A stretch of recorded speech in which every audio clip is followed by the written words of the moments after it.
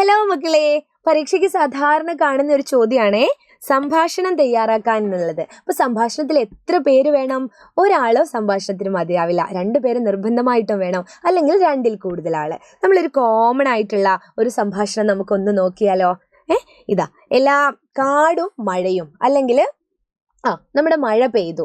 മഴ പെയ്ത സമയത്ത് കാടൊക്കെ ഇങ്ങനെ വരണ്ട് കിടക്കുകയായിരുന്നു, പുഴയിലെ വെള്ളമൊക്കെ വറ്റി നിൽക്കുകയായിരുന്നു. ഇനിയിപ്പോൾ പുഴയും മഴയും എന്ന് പറഞ്ഞാലും കാടും മഴയും എന്ന് പറഞ്ഞാലും ചോദ്യങ്ങൾ ഏകദേശം ഒരുപോലെ, സംഭാഷണ രൂപങ്ങൾ നിങ്ങൾക്ക് ഏകദേശം ഒരുപോലെ എഴുതാട്ടോ.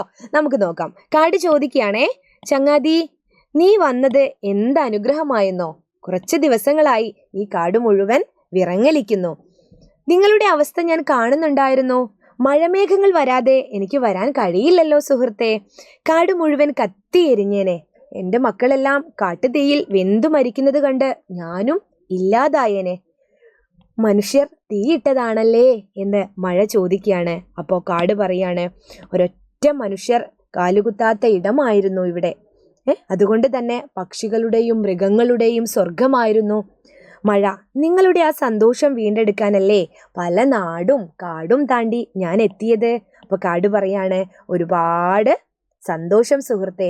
പ്രകൃതി ഞങ്ങളുടെ പ്രാർത്ഥന കേട്ടു. ഞാനും എൻ്റെ മക്കളും വളരെയേറെ സന്തോഷത്തിലാണ്.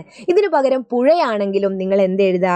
കാട്ടിലെ മൃഗങ്ങളും പക്ഷികളൊക്കെ ആണെങ്കിൽ പുഴയിലെ മീനുകൾ എന്നൊക്കെ മാറ്റി എഴുതിയാൽ മതി. ഇതുപോലെയാണ് ഒരു സംഭാഷണം തയ്യാറാക്കേണ്ടത് കേട്ടോ.